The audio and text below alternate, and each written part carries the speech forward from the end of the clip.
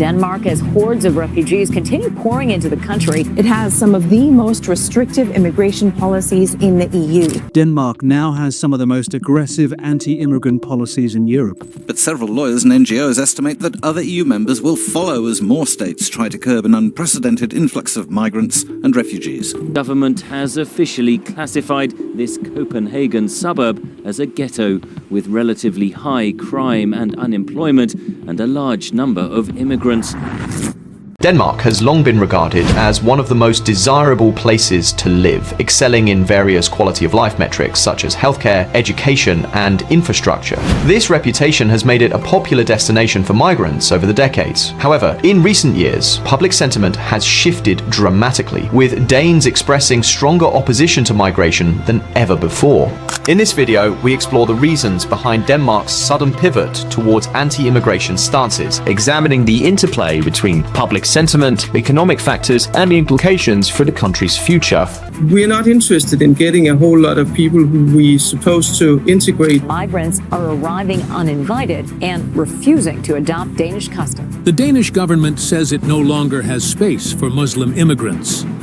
As the number of refugees continues to rise, tensions are escalating. Denmark now has some of the strictest immigration policies within the EU, indicating a reluctance to accept large numbers of newcomers. Many migrants arrive without prior invitation and resist adapting to Danish customs. Since 2019, Denmark's focus has shifted from integrating refugees to encouraging their return once conditions in their home countries improve. The term integration has been replaced with self-support and return in official discourse. In April 2021, Denmark began revoking permits for certain Syrian refugees, stating it was safe for them to return to Damascus, a move that ignited controversy and accusations of inhumanity. Nevertheless, the Danish government remained resolute, directing affected individuals to return centres until they either choose to leave or await deportation.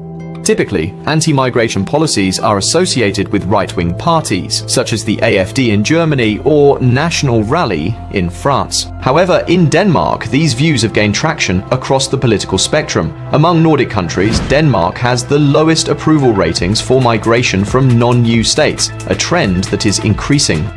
This may seem paradoxical to outsiders, as Denmark is often perceived as a liberal utopia with a robust welfare system and a generally positive stance on migration. In contrast, neighbouring Sweden, just a short drive away, has accepted the highest number of migrants in the Nordic region.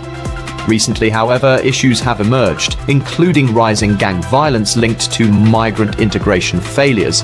Denmark's stance contrasts sharply with the expectation that wealthy Nordic nations would be welcoming to migrants. Leaders argue that past generous policies have harmed the working class, who bear the costs of failed integration and immigration, jeopardizing the welfare state.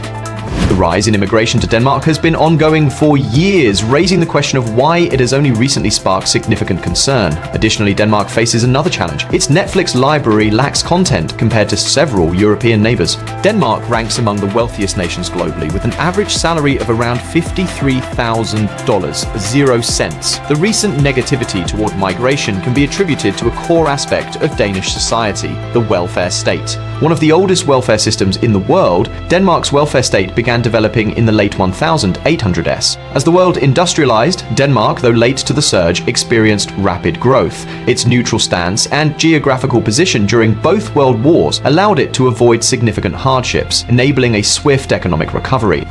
After the wars in the 50s and 60s, the welfare state was expanded again to include comprehensive social security systems, including universal healthcare, extensive public housing, education reforms, and more robust unemployment benefits. Today, Danes can receive up to 1 whole year of parental leave, and they offer some of the most generous unemployment benefits anywhere in the world.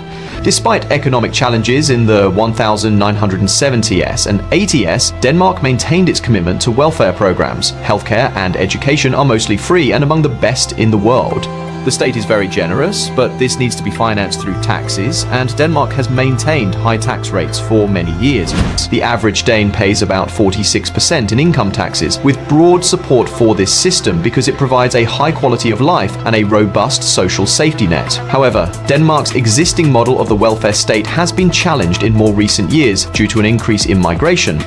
Currently, Denmark's welfare system functions effectively because everyone contributes to it. While some individuals benefit more from the system than they contribute, this is balanced by others who pay in more than they take out. After all, this is the point of a welfare model, and this balance maintains its equilibrium. However, this equilibrium begins to shift when the number of people drawing from the welfare state increases without a corresponding rise in contributions.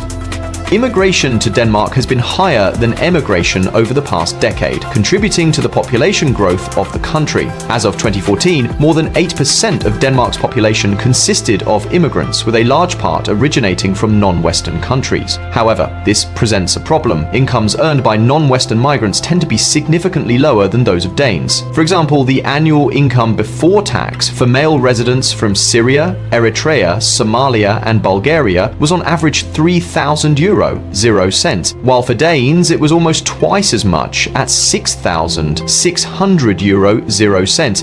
A key component of this ghetto package is the requirement for children over the age of 1 from non-Western backgrounds to participate in mandatory childcare and education.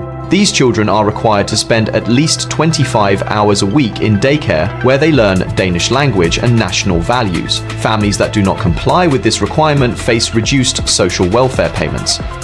Another major aspect of the policy involves the demolition and privatization of public housing in designated ghetto areas. Neighborhoods with more than 50% non-Western residents are targeted for redevelopment in an effort to change the demographic landscape.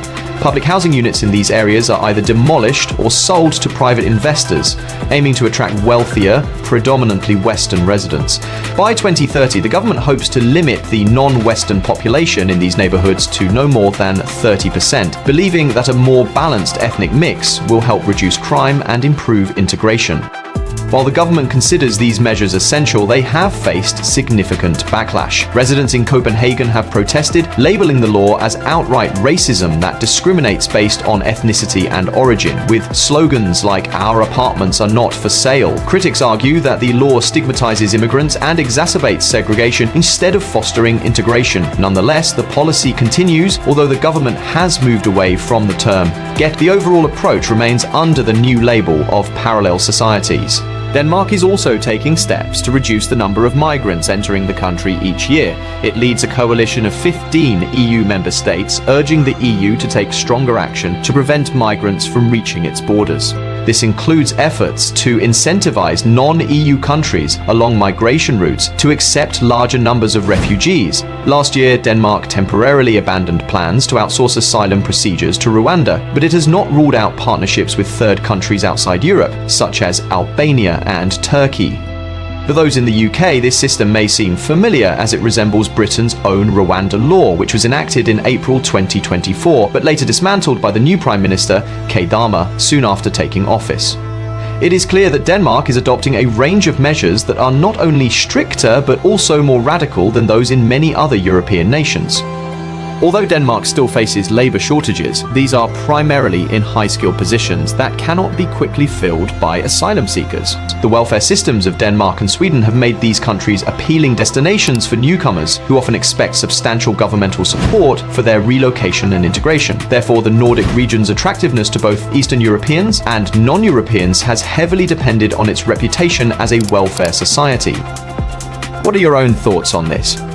Don't forget to subscribe to our channel for upcoming updates.